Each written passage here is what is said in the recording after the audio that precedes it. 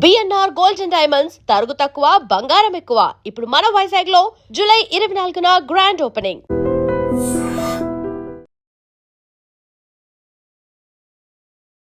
కట్టు బొట్టు నిండుగా బొట్టు అసలు సీతమ్మ వారిలానే ఉన్నారు నిజంగా చక్కగా.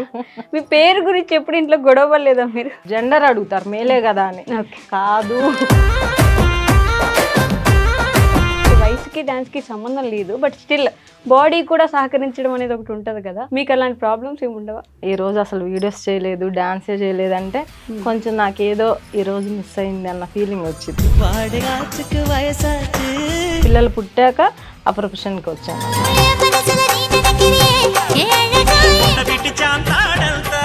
ఎన్నో కళలతో ఉన్న సీతారాములు గారు పెళ్లి చేసుకొని పిల్లలు పుట్టేసి ఇలా ఒక జీవితంలోకి వచ్చేసాక భయపడ్డారా? మనకి డాన్స్ చేయటం తప్పు కాదు కదా.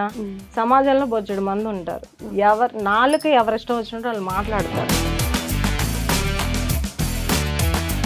వెంటనే గుచ్చడానికి ప్రయత్నిస్తూ ఉంటారు. మీకు అలాంటి సిచ్యువేషన్స్ బిగినింగ్లో ఉండిందా? ఇండైరెక్ట్గా బయట అయితే చాలా అనుకునేవాళ్ళు, అమ్మే ఎంత బాగా చేస్తుందిరా అని అన్నారంట. మా నాన్న ఆనందాన్ని పైకి చెప్పుకోలేక నా కూతురు. మీరు ఎలా మొదలైంది అసలు ఆ ప్రయాణం? ఈ జంట పక్షులు ఎక్కడ కలిశారు ముందు? మా మనోడు బాగా డాన్స్ చేస్తాడంటే పాపం నమ్మింది. పాపం నమ్మిందరా? అంత అందం కూడా ఏమి ఉండడండి. భయం ఉంటానంటే నాకు భయం యాక్చువల్లీ. పెళ్లికి ముందు వెళ్ళినా నన్ను చూసి పరిగెత్తాడు. బాగా బాధపడిన సందర్భం? వాళ్ళ ఇంట్లో ఫ్యాన్ లేదు, టీవీ లేదు, ఏమీ లేదు. వాళ్ళమ్మ ఏదో అనింది అంతే, అంటే నువ్వు పడాలని, ఇంకా కావాలంటే నువ్వు పడాల్సిందే. మా అమ్మ తిట్టేది అని. సీతమ్మ వారి పేరు పెట్టుకున్నారు కాబట్టి అమ్మవారిలా కష్టాలు పడ్డట్టున్నారు. ఇప్పటికీ బాధపడే విషయం ఏంటంటే మా అమ్మ మా నాన్న ఇద్దరూ లేరు నా ఎదుగుదల చూడటానికి. అమ్మ చెప్తూ ఉండేది చిన్నప్పుడు, డాన్స్ నా కూతురు ఎక్కడికో వెళ్ళిద్ది అంటా ఉండేది. అప్పుడు అర్థమయ్యేది కదా నాకు. హాయ్, హలో, నమస్తే, welcome back to our channel. నేను మీ వైషు.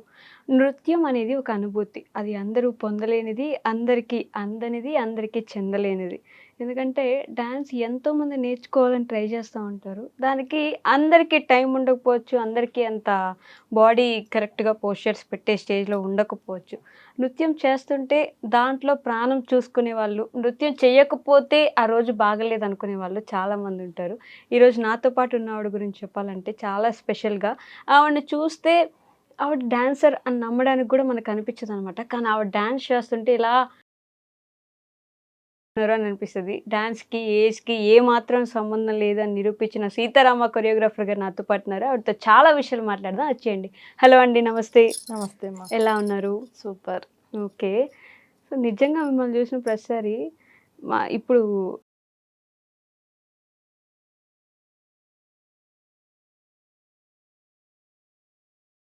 కాకపోతే కొంచెం ఏజ్ పెరుగుతున్న కొద్దీ చేయలేరేమో అనే ఆలోచన ఉంటుంది బేసిక్గా. కానీ మిమ్మల్ని చూసినప్పుడు ఆ డౌట్స్ అన్నీ పోతూ ఉంటాయి. ఎలా అంటే వయసుకి డాన్స్కి సంబంధం లేదు, బట్ స్టిల్ బాడీ కూడా సహకరించడం అనేది ఒకటి ఉంటుంది కదా, మీకు అలాంటి ప్రాబ్లమ్స్ ఏమి ఉండవా?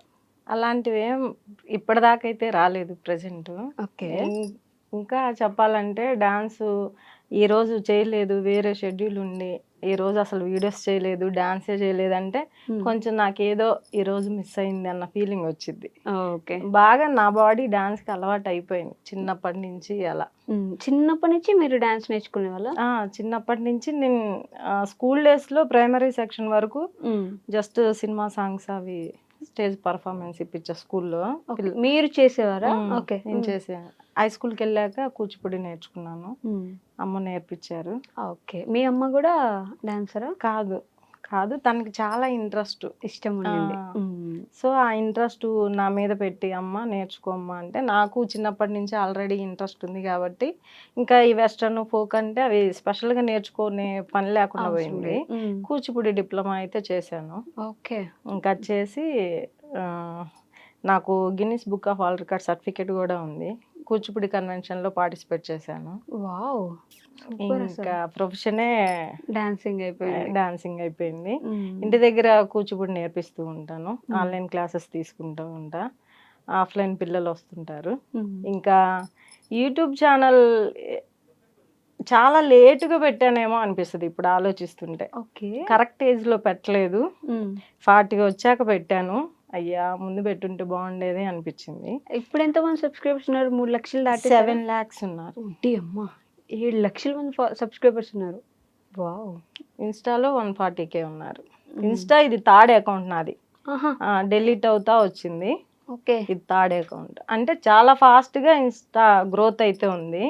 యూట్యూబ్ అయితే 3 years నుంచి కష్టపడితే 7 lakhs అయ్యారు. 3 years కష్టం, 7 lakhs బాగా వచ్చారు. మీ పేరుకు తగ్గట్టుగా మీ చూడ్డానికి కూడా కట్టు బొట్టు నిండుగా బొట్టు అసలు ఎలా కనిపిస్తున్నారంటే సీతమ్మ వారిలానే ఉన్నారు నిజంగా. Thank you. మీ పేరు గురించి ఎప్పుడు ఇంట్లో గొడవ పడలేదా మీరు? చాలా సార్లు. అసలు నా పేరు బయట ఎక్కడన్నా హాస్పిటల్కి వెళ్ళినా లేకపోతే ఏదైనా టికెట్ బుక్ చేసుకోవాలనుకున్నా జెండర్ అడుగుతారు, మేలే కదా అని. కాదు ఫీమేల్ అని చెప్పుకోవాల్సి వచ్చింది. అంటే మా నానమ్మ మా తాతయ్య పేరు రామయ్య. ఓకే. అయితే ఆవిడ కోరికని మా అమ్మ ఫస్ట్ తులసి అనో సీతాను అట్లా పెట్టాలంటే కాదు ఆయన పేరు రావాల్సిందని చెప్పి సీతారాములు అని పెట్టారు. ఓకే. చాలా కోపం నా పేరంటే నాకు. అంటే జెండర్ ఏంటని అడుగుతారు. అదే అదే అదే ఎటు లేకుండా ఉంది అని. కానీ చాలా మంచి పేరు అండి బాబు. ఇప్పుడు ఎవరికి ఉంది అలాంటి పేరు?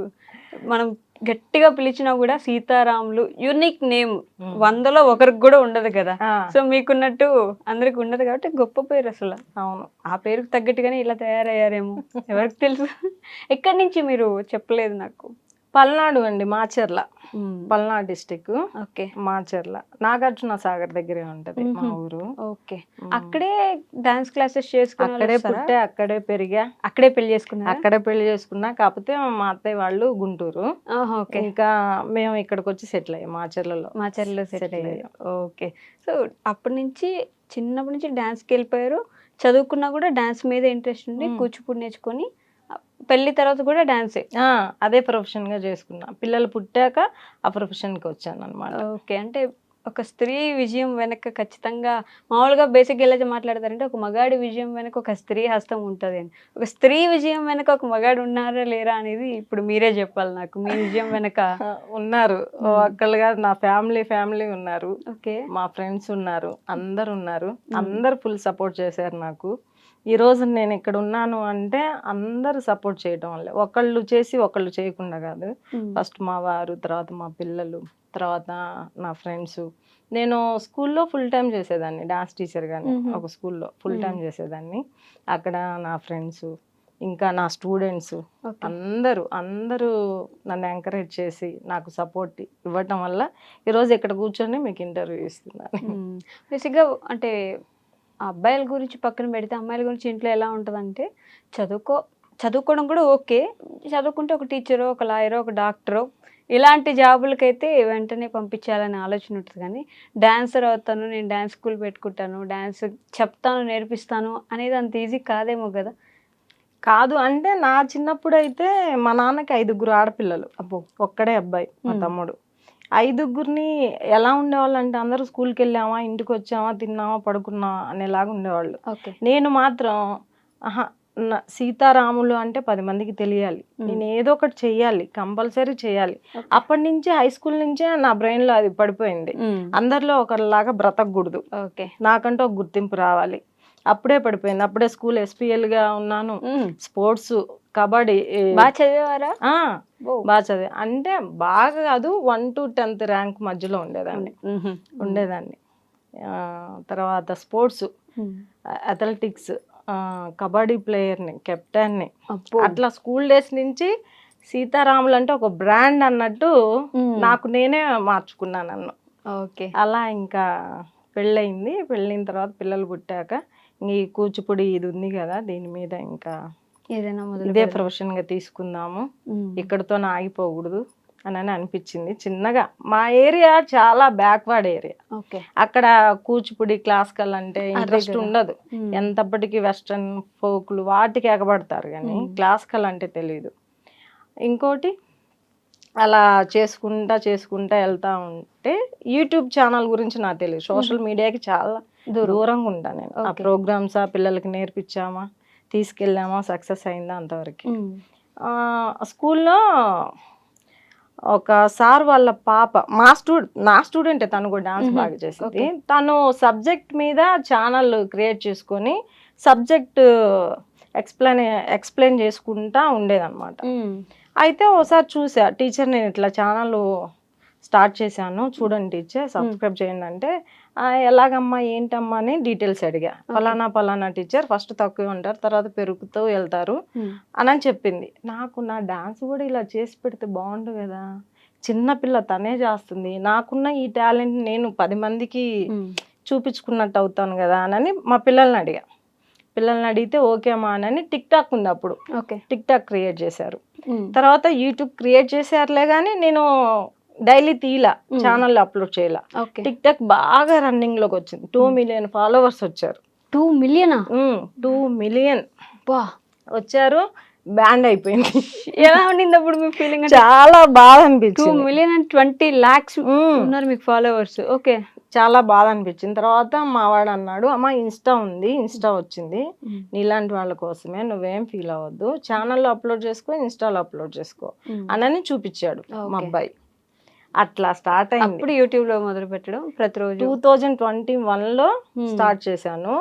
2022 నుంచి ఇంకా డైలీ వీడియోస్ కంటిన్యూస్. ఈ లోపు 2 స్టూడెంట్స్ తగిలారు నాకు, వాళ్ళతో ఇంకా చేసుకుంటా వీడియోస్ చేస్తా అంటారు ఈ రోజున. కానీ ఎవరు తీసేవాళ్ళు మీకు వీడియోస్? మేమే తీసుకునే వాళ్ళం, ఆ పిల్లలే కష్టపడేవాళ్ళు, వాళ్ళే పెట్టేవాళ్ళు. ఫోన్ లోనే, మళ్ళీ క్యామ్ కూడా లేదు మా దగ్గర, ఫోన్ లోనే. నేను మిడిల్ క్లాస్ ఫ్యామిలీ, మా అత్త వాళ్ళు కూడా అదే. ఇంకా సో కెమెరాస్ ఏం లేవు, ఫోన్ లో తీసుకోవడం అప్లోడ్ చేసుకోవడం అంతే. టెక్నికల్ గా వాళ్ళే చూసుకునేవాళ్ళు. నేను జస్ట్ డాన్స్ ఈ స్టెప్స్ అని కంపోజ్ చేసి వాళ్ళకి నేర్పించి ముగ్గురం చేసేవాళ్ళం, అప్లోడ్ చేసేవాళ్ళం. అందరిలో ఒకరి కాదు, నాకంటే ఒక గుర్తింపు ఉండాలి అని ఎన్నో కళలతో ఉన్న సీతారాములు గారు పెళ్లి చేసుకొని పిల్లలు పుట్టేసి ఇలా ఒక జీవితంలోకి వచ్చేసాక భయపడ్డారా? అంటే ఏమైపోతుంది, ఇక్కడ ఆగిపోతానా? ఎప్పుడు దేనికి అసలు భయం అనేదే నాకు తెలియదు. అసలు ఎందుకు భయపడాలి? మనకున్నది మనకి డాన్స్ చేయటం తప్పు కాదు కదా. సమాజంలో బొచ్చడు మంది ఉంటారు, నాలుగు ఎవరిష్టం వచ్చినట్టు వాళ్ళు మాట్లాడతారు. నా ఇంట్లో నేను ఉండాలి, నేను హ్యాపీగా ఉండాలి, నా ఫ్యామిలీ హ్యాపీగా ఉండాలి, మేము బాగుండాలి. దారిని పోయేవాడు ఎన్నో అనుకుంటారు, అవన్నీ అనవసరం. నాకు తగ్గట్టు నా ఫ్యామిలీని మలుచుకున్నా నేను. ఆ ఫీలింగ్ అనేది రాకుండా నేను అసలు భయం అనేదే లేదు. నాకు డాన్స్ వచ్చు, డాన్స్ చేస్తా, తప్పే ఉంది అందులో. నా ఫ్యామిలీ కూడా అట్లానే బ్రెయిన్ లో పడిపోయింది, తప్పే ఉంది. ఎన్నో ప్రొఫెషన్స్ ఉన్నాయి, అమ్మ డాన్స్ ఎన్నుకుంది, అందులో తప్పే ఉంది. నా పిల్లలు, మా వారు ఇంకా అంతకంటే ఎక్కువ, నువ్వు ఏదైనా చేయి, నీ వెనక నేను ఉంటా, ఇంకా ఇంతకంటే ఏం కావాలి? నలుగురితో ఏం పని, భయంతో ఏం పని మనకి? బాబా. కానీ అదే ఇప్పుడు సిటీలో అనుకోండి, మనం ఏం చేస్తున్నాం పక్కనోడికి అవసరం కూడా లేదు. కానీ మనకు ఊర్లో ఉంటున్నాం అంటే మన చుట్టూ ఉండే వాళ్ళ కళ్ళన్నీ మన మీదే ఉంటాయి. మనం ఎదుగుతున్నా ఇంకొత్తగా ఇంకేమైనా చేస్తున్నా అందరూ ఎందుకు, అవసరం ఏముంది, ఆడపిల్ల వాళ్ళకి ఎందుకు ఇవన్నీ, ఇలాంటి మాటలు వెంటనే గుచ్చడానికి ప్రయత్నిస్తూ ఉంటారు. మీకు అలాంటి సిచ్యువేషన్స్ బిగినింగ్లో ఉండిందా? బిగినింగ్లో రాలేదు, చాలా కామ్గా ఉన్నారు మా చుట్టాలు. కానీ చెప్పానుగా, నాకు 2 బావలు 2 మరుదులు. అంటే డైరెక్ట్గా నాతో చెప్పలేరులే కానీ ఇండైరెక్ట్గా బయట అయితే చాలా అనుకునేవాళ్ళు. ఒక స్టేజ్కి వచ్చాక నార్మల్గా ఉన్నప్పుడు ఎవరేం పట్టించుకోవాలా, వీడియోస్ గురించి కొంచెం పేరు వస్తుంది, అందరు గుర్తుపడుతున్నారు అన్నప్పుడు అవసరమా? మా చెల్లెలు వాళ్ళ దగ్గర, మీ అక్కకి అవసరమా ఇట్లా ఇట్లా అంటే తన ఇష్టం తన్ని చేసుకుంటాను. నన్నైతే ఇంతవరకు ఎవ్వరు ఫేస్ టు ఫేస్ అడిగిన వాళ్ళైతే డైరెక్ట్ గా వచ్చి అడగలేదు, అంత డేర్ ఎవరు చేయలేదు, చెయ్యరు కూడా. ఎందుకంటే నేను మాట్లాడేస్తా, తప్పే ఉంది అని అంట, ఒక్కటే డైలాగ్ అంతే. ఇప్పుడు అప్పట్లో నేను హై స్కూల్కి వెళ్ళినప్పుడు ఒక స్టేజ్ పర్ఫార్మెన్స్ ఉండింది. అప్పుడు మా నాన్నకి తెలియదు నేను డాన్స్ నేర్చుకుంటున్నానని, మా అమ్మ తెలియకుండా నేర్పించింది. తెలియకుండా అంటే ఉంటారు కదా మీరు అన్నట్లు, ఆడపిల్లలు అసలే ఎందుకయ్యా డాన్స్లని, అటు ఇటు ఆడపిల్ల చేతికి వచ్చిద్ది అది ఇదని భయం పెడుతుంటారు కదా వాళ్ళు. అయితే అందుకని చెప్పలేదు అమ్మ. ఒకరోజు ప్రోగ్రామ్ జరిగింది, కేసీపీ సిమెంట్ ఫ్యాక్టరీ మా ఊర్లో ఉంది మాచర్లలో. జిఎం సార్ ఎవరో గెస్ట్లు వస్తే మా స్కూల్ నుంచే డాన్సులు ఉంటాయి అన్నమాట ప్రోగ్రామ్స్. అయితే ఒక రోజు నేను చేస్తున్నా ఆన్ ది స్టేజ్ మీద, మొత్తం ఈలలు కేకలు గోల గోల చేస్తున్నారు. మా నాన్నకి తెలియదు నేను చేస్తున్నానని. వచ్చాడు, వచ్చి చూస్తా ఉన్నాడు. తను గుర్తుపట్టాడు నన్ను. పక్కన వాళ్ళు అబ్బాయి అమ్మాయి భలే చేస్తుందిరా, అసలు అమ్మాయి ఎంత బాగా చేస్తుందిరా అని అన్నారంట. మా నాన్న ఆనందాన్ని పైకి చెప్పుకోలేక, నా కూతురే అని చెప్పలేక, ఇంకా ఇంటికి వెళ్ళి అమ్మాయికి డాన్స్ నువ్వేనా నేర్పించింది, అసలు ఎంత బాగా చేస్తుంది, అందరు మెచ్చుకున్నారు అమ్మాయిని అని ఆ రోజు మా అమ్మతో అన్నాడంట మా నాన్న.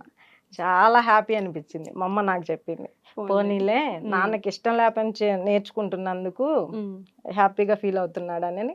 అప్పటి నుంచి ఇంకాస్త ఉత్సాహంతో బాగా ముందుకెళ్ళిపోయారు, వెనక్కి తిరిగి చూసుకోలేదు. ఇంకా మా నాన్న ఎందుకు నేర్చుకున్నావు అమ్మా, ఎందుకు వేసావు, ఏం క్వశ్చన్ చేయలేదు. పెళ్లి చేసుకునేటప్పుడు కూడా మీ వారికి, మీరు లవ్ మ్యారేజా? Love marriage. అక్కడ చూస్తున్నారా? Love marriage. ఎలాగనుకున్నారు మీరు? అంటే కొన్ని అనిపిస్తా ఉంటాయి బేసిక్ గా, అంత ఈజీగా నువ్వు ఏదైనా చేయని వెనక నేను ఉంటాను అలాంటి మాటలు సపోర్ట్ చేయాలంటే అరేంజ్ మ్యారేజ్ లో చేయరా అంటే చేయొచ్చు, కానీ ఆ అండర్స్టాండింగ్ ఉండాలంటే కొంచెం ఇటు సైడ్ ఉండాలేమో అనిపిస్తుంది నాకు. అంటే లవ్ అండ్ అరేంజ్డ్ అనమాట. ఓకే, లవ్ కాదు. సో ఈ స్టోరీ కోసం మనం సార్ని పిలిపిద్దాం మధ్యలోకి. ఓకే, పిలుద్దాం. సో కట్ చేస్తే మీ లవ్ స్టోరీలోకి వెళ్ళిపోదాం. ఇప్పుడు ఈ కాలంలోనే లవ్ అంటే అసలు, ఇప్పుడు మీరు మీ పిల్లలకు కూడా పెళ్లి చేసి ఉంటారు కాబట్టి లవ్ అంటే ఒక విధంగా నెగటివిటీ ఉంటుంది సమాజంలో. మీరు ఎలా మొదలైంది అసలు ఆ ప్రయాణం? ఈ జంట పక్షులు ఎక్కడ కలిసారు ముందు? మాచర్ల కలిసాం. మాచర్ల. మీరు మాచర్ల వెళ్ళారా? మాది గుంటూరు యాక్చువల్గా. మా చుట్టాల ఇంటి దగ్గర ఎదురు అనమాట. ఓకే, మీరు మీ చుట్టాల ఇంటికి ఎదురు వెళ్ళారు ఒక రోజు. వెళ్ళడం అంటే సరే, ముందు సారీ మీరేం చదువుకున్నారు చెప్పలేదు. 10th క్లాస్ వరకు. 10th క్లాస్ వరకు చదువుకున్నారు. ఓకే, గుంటూరులోనే చదివాను. మా ప్రాపర్ వచ్చేసి గుంటూరు. ఓకే, అయితే ఒకరోజు అనుకోకుండా వెళ్ళారా? అనుకోకుండా ఏం కాదు, మా నాయనమ్మ ఉండేది ఇక్కడ, మా చుట్టాల వాళ్ళ ఇంట్లో మా నాయనమ్మ ఉండేది. ఓకే, తను నేను ఏదో మామూలు సాదా సీదాగా డాన్స్ వేసేవాడు నేను కూడా. ఓహో, లైట్ గా, తనంత రాదులేండి. అయితే రామయ్య, నా పేరు రామారావు అండి. ఓకే, రామారావు. అసలు ఇద్దరు పేర్లు ఘనకీర్తి సంపాదించిన పేర్లు అండి బాబు. ఓకే, అయితే రామయ్య నీలాగే తను డాన్స్ చేసిద్దరా సీతారాములు, అమ్మాయిని చేసుకోరా నేను మాట్లాడతాను అని మీ నాన్నమ్మ. మా నాన్న సరే చూద్దాం అన్నట్టుగా వెళ్ళాను. వెళ్తే పేరెంట్స్కి అప్పుడే తెలియదు. ఓకే, తను నేను చూసుకున్నాం. తనకి అలానే చెప్పింది మా నాన్నమ్మ. ఓకే, మా మనవాడిని చేసుకుంటావా అని అడిగిందంట. మీకు దగ్గరే కాబట్టి పక్కన ఉన్న ఆవిడ. మా మనవాడు బాగా డాన్స్ చేస్తాడంటే పాపం నమ్మింది. నాకు డాన్స్ రాదని తెలియదు, తనకి డాన్స్ బాగా వేస్తాను అనుకుంది. పాపం నమ్మేశారా? నమ్మి లవ్ అని తెలియకుండానే లవ్ చేసింది నన్ను, చూడకుండానే. ఆ వయసులో ఏం తెలుసండి, 14 ఇయర్స్ 13 years కే లవ్ చేసింది. అది లవ్ అనుకోకూడదు, జస్ట్ మామూలుగా ఇష్టం. అదే ఆ ఏజ్ లో ఏం లవ్ తెలిసింది, ఇష్టం. అంటే నాకు డాన్స్ అన్నట్లే అదే ఆలోచనలో ఉన్నా నేను.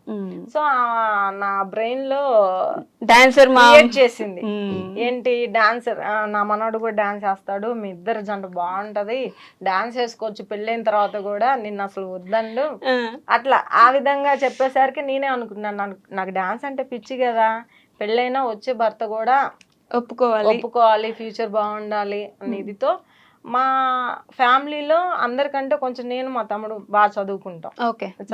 మా నాన్నకు ఉంది పాపం, నన్ను మా తమ్ముడిని మంచిగా చదివించాలని. అప్పుడు ఇంకా 10th క్లాస్ చదువుతున్నా. ఏమైందంటే ఇంకా ఇద్దరం తెలియకుండా నా ఏజ్ లో దాన్ని ఏమన్నాలో కూడా లవ్ కూడా అనుకోకూడదేమో, అట్రాక్షన్. అట్రాక్షన్ అంత అందం కూడా ఏమి ఉండడండి, నార్మల్ గా ఉండేవాడు. ఏందో డాన్స్ ఒక పదం నచ్చి చూసారా అయిపోయింది, ఓకే అనుకొని తెలియని ఇష్టం ఒకటి ఏర్పడింది. ఇంకోటి నమ్మకం కూడా కలిగింది, తను నన్ను బాగా చూసుకుంటా. ఎలా అంటే మాట్లాడుకునే లేదు అప్పటిదాకా? అసలు మాట్లాడుకోలేదు, పెళ్ళైన దాకా మేము మాట్లాడుకోలేదు అసలు. ఇది ఇదొక ఓన్లీ twist. ఓన్లీ ఐసా పెళ్ళైన దాకా పక్కన కూర్చొని కూడా ఐస్ తో మాట్లాడుకుంటున్నారు గైస్ వీళ్ళు. అయితే ఇంకా అలా జరిగింది. మా చిన్నక్కకి ఫిక్స్ అయింది మ్యారేజ్. ఫిక్స్ అయిన తర్వాత నన్ను చదివిద్దాం అనుకుంటున్నారు, కానీ ఇంట్లో ఇట్లా అబ్బాయిని ఇష్టపడుతుంది ఇది అన్నట్లు మా అమ్మకి తెలిసింది. ఓకే. తెలిసి ఇంకెందుకు తినికి కూడా ఏదో ఒక సంబంధం చూసి పెళ్లి చేద్దామనని మా అమ్మ అనింది. ఆ విషయం నాకు తెలిసింది. అమ్మ సరే చదివిస్తే చదివించండి, లేదా పెళ్ళి ఎవరికొకళ్ళకి ఇచ్చి చెయ్యొద్దు, నేను చదువుకుంటా అంటే, ఆహా కాదు నువ్వు చదివేలాగున్నావా, ఎట్లా తయారయ్యావు, ఇప్పుడే ఇష్టాలేంది ప్రేమలేంది అది ఇది అని. మనం ఏంటంటే చిన్నప్పటి నుంచి ఒక సైకో రకం, నువ్వు ఏది వద్దంటా నేను అదే చేస్తా, అట్లా నా బ్రెయిన్ అన్నమాట. సరే నేను ఆ అబ్బాయినే పెళ్లి చేసుకుంటా. సరే పెళ్లి చేస్తా ఉంటున్నారు కదా, తనకే ఇచ్చి చేయండి, వేరే వాళ్ళకి ఇస్తే నేను చేసుకోను నేను గట్టిగా చెప్పేసా. ఇంకా మా అమ్మ మా నాన్న దగ్గరికి వెళ్ళి, పాపం వీళ్ళు వచ్చారు, వాళ్ళ అమ్మ నాన్న తీసుకుని వెళ్ళారా మీరు? డైరెక్ట్ గా వస్తే అప్పుడు మీ వయసు ఎంత ఉంది? 10th అయిపోయి 92, 93లో 10th అయిపోయిందండి. 95 నాకు. ఓకే. 95లో మ్యారేజ్. మీది కూడా 10th అంటే ఇంటర్ సెకండ్ ఇయర్. ఇద్దరికి 3 years 4 years గ్యాప్. ఓకే. అయితే మా నాన్న ఎవరు మీరు వెళ్ళిపోండి బయటికి అని మేజర్ చంద్రకాంత్ లెవెల్లో డైలాగులు మళ్ళీ 2-3 సార్లు వచ్చారు. ఓకే. ఇంకా మా అమ్మ చెప్పింది, ఇంత గట్టిగా చేయొద్దు నువ్వు, వాళ్ళిద్దరికి ఇష్టమైంది, ఈ చిన్నమ్మాయితో పాటు తనకు కూడా చేసేద్దాం అని అట్లా ముగిచ్చేసారు. అట్లా అయిపోయింది మా పెళ్లి. అంతే. కానీ మీకు ఏదైనా అమ్మ నాన్న తీసుకొని వెళ్ళిపోయారు? మా అమ్మ నా మాట వింటదండి. ఓకే. మా ఇంట్లో నేనే చదువుకుంది. మా అమ్మ నేనంటే బాగా ఇష్టం మా అమ్మకి, అందువల్ల నేను నా మాట కాదన్నారు. కట్నం అడిగినా కూడా కట్నం 1,50,000 కావాలి అది ఇది అని అన్నారు. కట్నం వద్దు ఏమొద్దు, నాకు ఆ పిల్ల కావాలి, నాకు పెళ్లి చేస్తారా చేయరా అని చెప్పేసి గట్టిగా పోరాడే నా మాట నెగ్గించుకున్నాను. అప్పటికి ఒక్కసారి కూడా మాట్లాడుకోలేదా మీరు? అంటే లైట్ గా భయం, తనంటే నాకు భయం యాక్చువల్లీ, చాలా భయం. నేను మాట్లాడదాన్ని పెళ్లికి ముందు వెళ్ళినా నన్ను చూసి పరిగెత్తాడు, పారిపోయాడు. తెలీదు అంతగా. ఓకే. భయం కానీ ఇష్టం కావాలి. 17 నిండా అంతే, 18 రన్నింగ్ అంతే. 18 రన్నింగ్ కి పెళ్లి చేసేసారు. అబ్బో. అందుకే చాలా ఇప్పుడు అంత అండర్స్టాండింగ్ వచ్చేసి ఉంటుంది, మొత్తం అర్థం చేసుకోగలరు ఒకరినొకరు. కానీ పిల్లలు పుట్టి ఈ వీళ్ళ ప్రపంచం చూస్తూ నాకు ఏమనిపిస్తుంది ఇప్పుడు, మళ్ళీ మేము ఇప్పటికీ అప్పట్లాగే ఉన్నాం అనిపిస్తుంది అండి. అవునా? మారలేదేమి? ఏం లేదు. ఫ్యామిలీ అన్నాక, భార్యాభర్తలు అన్నాక చిన్న చితికి వస్తూనే ఉంటాయి, అవి కామను. కానీ ఎండ్ ఆఫ్ ది డే మాత్రం అర్థం చేసుకోవటం మంచిగా, అట్లాగా అది ఇట్లా చేసుకుందాం అనుకోవటం, అట్లా మాట్లాడు. కానీ ఇప్పటి రోజుల్లో పెళ్ళిళ్ళు ఎందుకు నిలబడట్లేదు, ఎందుకు వెంటనే విడిపోవడానికే ఇష్టం చూపిస్తున్నారు, అర్థం చేసుకోవడానికి ఎందుకు ప్రయత్నించట్లేదు? ఎక్కడ లోపం వచ్చిందంటారు? ఇన్ని సంవత్సరాలు దాంపత్య జీవితం మీది, సో ఇప్పుడున్న యంగర్ జనరేషన్తో ఒక మాట మీరు చెప్పగలరు అంటే ఏం చెప్పాలనుకుంటున్నారు? ఈగో తీసి చెత్తబొట్లు వేయాలండి ఫస్ట్. ఒక కపుల్ నువ్వెంతంటే నేనెంత అని అనకూడదు. ఇద్దరిలో ఒకళ్ళ కోపం వస్తే ఒకళ్ళు తగ్గాలి. ఈగో అస్సలు ఉండకూడదండి. ఈగో ఉంటే మాత్రం పెళ్ళైన 3 నెలలకే విడాకులు తీసుకుంటున్నారు. అలా అయింది సొసైటీ మొత్తం. నేను చాలా మందికి అదే చెప్తా, ఇప్పుడు తన కోపం వచ్చినప్పుడు నేను సైలెంట్గా ఉంటా, నాకు కోపం వచ్చినప్పుడు తను సైలెంట్గా ఉంటాడు. ఒక్కటేనండి, ప్రభాస్ డైలాగ్ ఉంది కదండి, వీలైతే ప్రేమిద్దాం ప్రేమిస్తారు పోయేదేముందని. అట్లా ఉంటే చాలండి. అసలు ఈగోలు ఉండకూడదు భార్య భర్తలకి, అండర్స్టాండింగ్ ఉండాలి. ఒక మనకి తెలిసి తెలియక ఏదైనా చేసినా అది తర్వాత స్పాట్ లో కాకపోయినా తర్వాత అయినా నచ్చ చెప్పుకోవాలి, నువ్వు అలా చేయొద్దు, అలా చేస్తే నాకు ఇలా బాధగా ఉంది, ఇంకోసారి చేయద్దు, ఓకే చేయను. అట్లా ప్రేమకు చేస్తే ఎవరు వింటారండి? ఎవరైనా వింటారు. అప్పుడు 17 సంవత్సరాలు అప్పుడు ఏం చేసేవాళ్ళు అసలు మీరు ఇద్దరు? అంటే ఏం సంపాదించి, అంటే ఏం లేదు సంపాదన అసలు. అది చూడండి నా మొండి ధైర్యం ఏంటి అసలు. అప్పుడు నేను ఆఫీస్లో వెళ్ళాను, అది ఇంజనీరింగ్ ఆఫీస్. పెళ్ళి అయ్యాక వెళ్ళారు. 1000 రూపీస్ శాలరీ మంత్లీ, 1000 రూపాయలు శాలరీ. ఇల్లు గడిచేదా? ఆ శాలరీ వస్తుందనే ఉద్దేశంతోనే మా మామగారు ఇచ్చారు, జాబ్ చేస్తున్నాననే ఒక పర్పస్ మీద. కానీ నేను చేయలేదు, మ్యారేజ్ అవగానే ఆపేసా. టైలరింగ్ నేర్చుకున్నా, టైలరింగ్ చేశాను. ఓకే. అంటే 10th అయిపోయింది, 2 years గ్యాప్ ఉంది కదండి, ఆ మధ్యలో టైలరింగ్ నేర్చుకున్నాను నేను. ఓకే. ఆ తర్వాత మా మామగారి పిల్లని ఇయరేమో అని చెప్పేసి జాబ్లో వెళ్ళా. ఓకే. అక్కడ కొంచెం మా అమ్మగారు కొంచెం కష్టాలు పెట్టారు మా మిసెస్ ని. మామూలు చాలా కష్టాలు కాదు. ఓర్పుగా భరించింది, నా కోసం 1 భరించింది. year. అబ్బో ఇప్పటికీ మా అత్తయ్య మా అమ్మ మట్టి అంటే పనికి భయం. వెళ్ళానండి నేను, బొచ్చులు మోసాను, కాంక్రీట్ మోసాను. చాలా Okay. కష్టపడింది తను ఆయనకి నాకు. అప్పుడు కొంచెం హెల్త్ బాగాలేదు, ఇల్లు జరపట్లేదు. ఇంకా మా అత్తయ్య 3 నెలలకి వేరే పెట్టేసింది మమ్మల్ని. ఇంకా మా సంపాదన మాదే. ఇంకా మా అత్త వాళ్ళు ఏంటంటే ఈ సివిల్ పనులు ఉంటాయి చూడండి, అవి మేస్త్రి అన్నమాట. ఓకే చీట్లేస్తారు మేస్త్రి. అయితే నన్ను ఏం చేసింది, ఇంకా పా మీ ఆయన ఎటు ఏం చేయట్లేదు, నువ్వు పా అని తీసుకెళ్లి నా చేత మట్టి గంపలు మోపించింది. చాలా చాలా అంటే చాలా చేశాను. కొడుకు కష్టపడకూడదు, కోడలు కష్టపడాలి కాన్సెప్ట్. అంటే అప్పట్లో మీరు ఒప్పుకుంటున్నారా ఈ విషయం? అంటే అదొక సరదాగా అనిపించింది, ఇంక అంతే. పని చేస్తుంది చేయట్లేదు అనేది నేను పట్టించుకోలేదు. మా అమ్మ మాట మా వింటుంది, అమ్మ మాట వింటుంది అనే కాన్సెప్ట్ లో ఉన్నా. ఆనందంలో ఉన్నారనమాట. ప్లస్ నా మనసు ఎప్పుడు నొప్పించల. ఇన్నాళ్ళ నా జీవితంలో 31 సంవత్సరం నా మ్యారేజ్ అయ్యి నేను ఎన్నో కష్టాలు పెట్టాను, నేను పెట్టా. తను ఓర్చుకొని నాకు నువ్వే కావాలి, చాలా వచ్చాయి మా ఇద్దరి మధ్య. కానీ అన్నిటికీ సర్దుకొని చాలా ఓర్పుతో సహనంతో సీతమ్మంత భూదేవంత సహనంతో ఉంది నాతో. అబ్బో ఇన్నాళ్ళు మేము కలిసి ఉన్నామంటే నా భార్య ఓర్పు.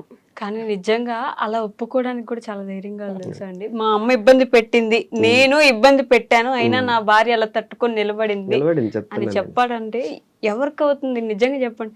మీరు అంటే అలా చెప్పే హస్బెండ్ ఇప్పుడు మీరు మలుచుకున్నారా, మీరు తయారు చేసుకున్నారో తెలియదు కానీ తను చూపించే ప్రేమ అలాంటిది. అవునా? ఒక మాటలో అంటే చెప్పాలి. నేను ఒక్కటేనమ్మా టైంని నమ్ముతా. మనకంటూ ఒక టైం వస్తుంది. నాకు చాలా కష్టాలు, నేనే నార్మల్గా హ్యాపీ లైఫ్ ఏం లీడ్ చేయలే. చాలా కష్టాలు, పెళ్ళైన దగ్గర నుంచి కష్టాలు కష్టాలు కష్టాలు, పిల్లలు సెటిల్ అయ్యేదాకా కూడా కష్టాలే, అన్ని బాధలే. ఒక్కటే అనుకుంటా దేవుణ్ణి, ఎన్ని కష్టాలు పడతావు పెట్టు, పడతా, నాకంటూ ఒక టైం వస్తుంది అని నేను వెయిట్ చేశా. ఈ రోజున నా బాధ ఆయన ఈ రోజున అర్థమైంది ఆయనకి. పిల్లలు సెటిల్ అయ్యారు. కానీ పిల్లల్ని ఎలా చదివించారు? ఇద్దరు మిడిల్ క్లాసే పెద్దగా నేను అప్పటి నుంచి. పనిచేసేవాడిని బాగా. ఆయన బయట సివిల్ వర్క్ కాంట్రాక్ట్ పనులు చేపించారు. మళ్ళీ టైలరింగ్ నుంచి అటు వెళ్ళిపోయారా? ఇక్కడ మా మామగారు తీసుకొచ్చారు ఇక్కడ మార్చర్ల రాగానే ఇంకా ఆ పనులు అవి సూపర్వైజర్ గా. చేశారు. నేను నా తెలివి చొప్పున ఈ క్లాసెస్ స్కూల్లోకి వెళ్ళటం అట్లా అట్లా సంపాదించుకొని ఏదో ఒక రకంగా కొంచెం తిన్నా తినకపోయినా పిల్లల స్టడీ మాత్రం ఆపలేదు ఎప్పుడు. అబ్బాయిని వివిఐటిలో ఇంజనీరింగ్ చదివించాము. ఓకే. పాపని శ్రీమేధలో చదివించాము. సిఏ చేసింది. అట్లా స్టడీ మాత్రం మేము తిన్నా తినకపోయినా వాళ్ళకి ఏ లోటు చేయలేదు. ఒక ఫ్యామిలీ రన్ చేయడం అంత ఈజీ అంటే 31 సంవత్సరాల జర్నీ మీది. మీరు చెప్పండి నిజంగా. అంటే నేను ఈ మధ్య చూస్తున్నాను పిల్లలు అంటే చాలా చిన్న పిల్లలు 10th క్లాస్ అయిపోగానే పెళ్ళిళ్ళు చేసేసుకోవడం, ప్రేమించుకున్నాం అని చెప్పి వెళ్ళిపోయి పెళ్ళిళ్ళు చేసుకునే వాళ్ళు ఉంటారు. ఒక ఫ్యామిలీ రన్ చేయడం అంటే వెళ్ళిపోయినంత ఈజీగా అవుతుందంటారా? తినలాంటి వాళ్ళు ఉంటే సాధ్యం అండి, 100%. మా పాప ఇప్పటికీ భయపడుద్ది, మా బాబు భయపడతాడు. అవునా? ఓకే. పాపకి రీసెంట్ గానే జూన్ 19th మ్యారేజ్ అయింది. ఇప్పటిదాకా మా పిల్లలు వాళ్ళు కానీ ఫ్రెండ్స్ బయటికి వెళ్ళటం కానీ వేరే వేరే, ఇప్పుడు సొసైటీ ఎలా ఉంది అసలు. పాపకి 28 years, బాబుకి 26 years. ఇప్పటికీ ఒక మిస్బిహేవియర్ కానీ వాళ్ళ మీద ఒక బ్యాడ్ రూమర్ కానీ ఏం లేదు. Clean chit. ఏది చేయాలన్నా మమ్మీకి ఫోన్ చేస్తారు.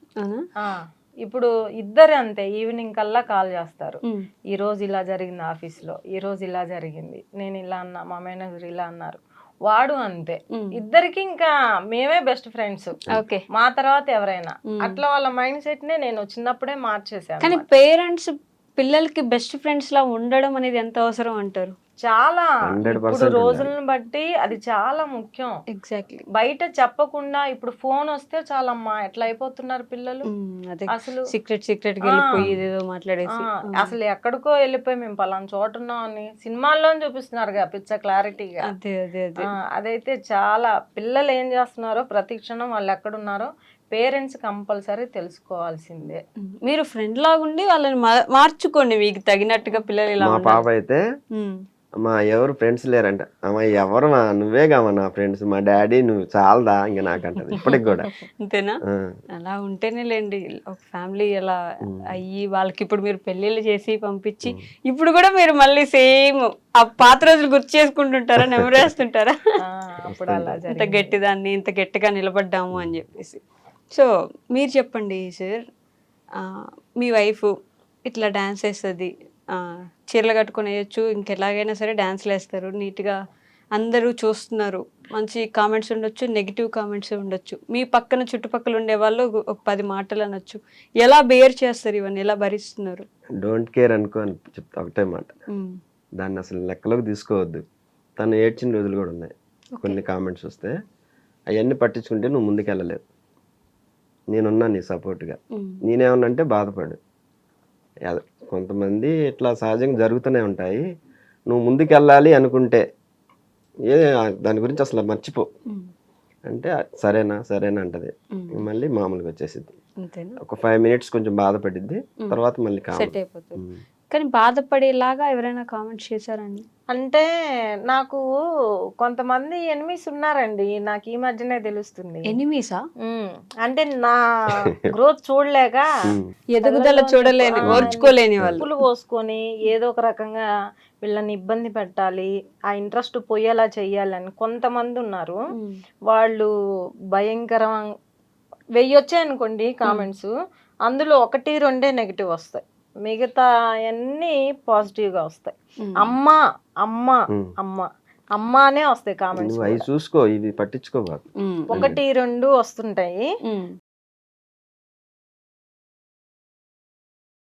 నేను వీటి గురించి ఎందుకు ఆలోచిస్తున్నా, చండాలంగా అని అనుకుంటా వదిలేస్తా, ఇంకా నా పని నాది.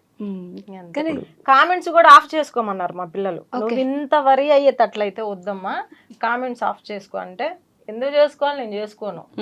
నా గురించి నా ఫ్యాన్స్ ఏమనుకుంటాను నాకు తెలియొద్దా? తప్పకుండా తెలియాలి. నేను ఆన్ చేసుకుంటాను, పెట్టుకుంటే పెట్టుకొని అని వదిలేసారు.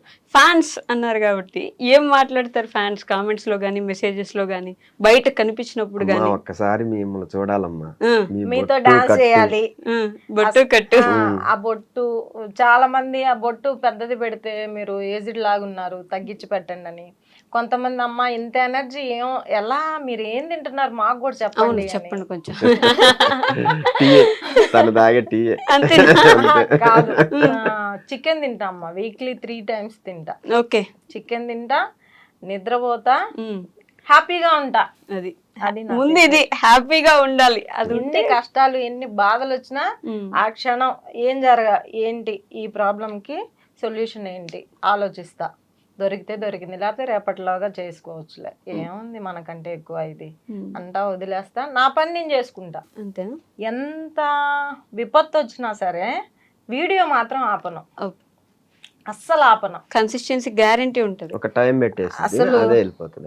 ఇంకా నా చేతికి సెలైన్లు ఉన్నా ఏమున్నా, ఆ హెల్త్ బాగోపోయినా, ఎక్కడన్నా కట్లు కట్టుకున్నా డాన్స్ మాత్రం ఆపను. చూడండి కొన్నిట్లో ఉంటాయి. కానీ 1 month బ్రేక్ పడింది, అమ్మాయి పెళ్లి కదా ఇంకా తప్పల. అదే ఆగాల్సి వచ్చింది, కొంచెం మీరే పనులు చేసుకోవాలి కాబట్టి.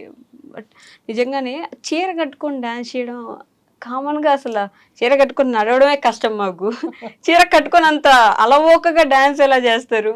తను ఈ చీరలు డ్రెస్సులు కట్టుకోమని చెప్తే, నాకు డ్రెస్ అవసరం లేదు, చీరే కట్టుకుంటాను. నేను బలవంతంగా చేయించి కొన్ని ఉన్నాయి డ్రెస్సులు వేయించి, నేనేయించి, కానీ నాకొద్దు, నాకు అది కంఫర్ట్ లేదు, శారీయే కంఫర్ట్. శారీలోనే చేయాలనిపిస్తుంది. కానీ వస్తుందా ఈజీ అయినా శారీ? ఈజీగా వస్తుంది, అలవాటు అయిపోయింది ఇంకా నాకు. నేను క్లాసెస్ కూడా ఇంకా మరీ ఆన్లైన్ క్లాసెస్ ఇంకా కంపల్సరీ లెగ్స్ కొంచెం కనిపించాలి మేడం అంటే అప్పుడు చుడీదార్ వేసుకుంటా, కానీ ఈ వీడియోస్ లో కంపల్సరీ శారీ. నాకు అసలు ఇంత ఫేమస్ అయింది కూడా నేను శారీ కట్టుకొని వేయడం. అవునవును, మీ స్టూడెంట్స్ కూడా మీతో కలిసి డాన్స్ వేస్తూ ఉంటారు కదా, చాలా 2-3 ఉన్నట్టు ఉన్నారు, వాళ్ళని కలిపి డాన్స్ చేస్తూ ఉంటారు. సో నేను ఈ 2 questions మ్యాండేటరీ అందరిని అడుగుతాను, మిమ్మల్ని కూడా అడుగుతాను. మీ లైఫ్లో ది మోస్ట్ హ్యాపీయెస్ట్ మూమెంట్ ఏంటి ఇప్పటి వరకు? బాగా ఆనందపడిన సందర్భం, బాగా అంటే చాలా బాగా, బాగా అంటే చాలా బాగా ఇప్పటి వరకు మొత్తం లైఫ్లో ఇద్దరికి separate గానే ఉండొచ్చు, ఇద్దరికి కలిపైనా ఉండొచ్చు.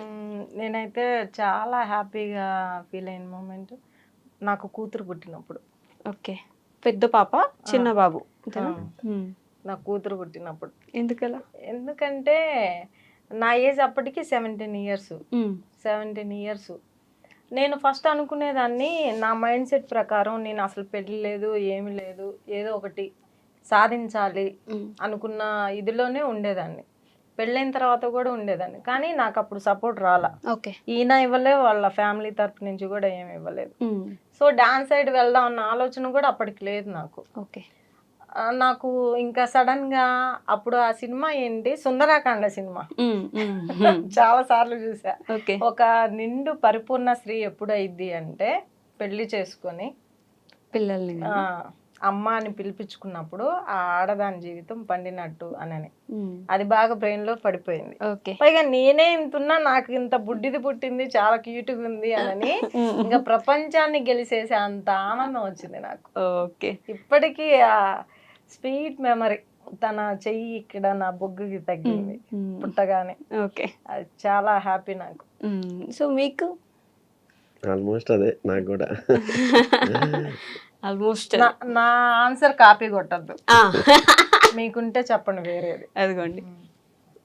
నేను అనుకున్న లక్ష్యం నెరవేరింది అంటే నా భార్యగా తన్ని పొందగలిగాను అనే ఫస్ట్ టైం అప్పుడు హ్యాపీగా బాగా ఫీల్ అయ్యాను. చాలా హ్యాపీగా మీ పెళ్ళప్పుడు నేను నా భార్యను గెలుచుకున్నాను అనే ఒక ఆనందం ఎక్కువ. ఫస్ట్ ఫీలింగ్ అది. ఇలాంటి మీ పిల్లలకి చెప్తారా? చాలా. వాళ్ళు అడుగుతారు, డాడీ ఫస్ట్ అమ్మని చూసినప్పుడు నీకేమనిపించింది అని. అమ్మ నువ్వు డాడీని పెళ్లి చేసుకున్నాక నీకేమనిపించింది, వాళ్ళు అడుగుతారు మమ్మల్ని క్వశ్చన్స్.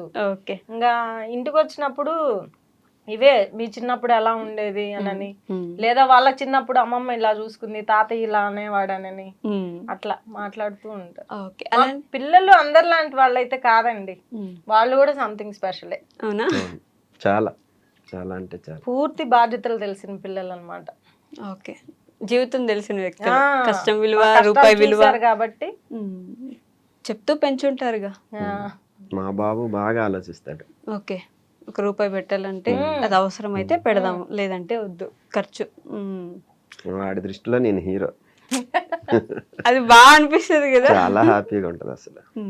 మా డాడీ ఇస్ మై హీరో అలా అన్నట్టు. ఉండాలంట. డాడీ నువ్వు ఇది అంట. ఓకే. అలానే ది మోస్ట్ సాడెస్ట్ మూమెంట్, బాగా బాధపడిన సందర్భం, చాలా ఎక్కువ బాధ. బాగా బాధపడిన సందర్భం అంటే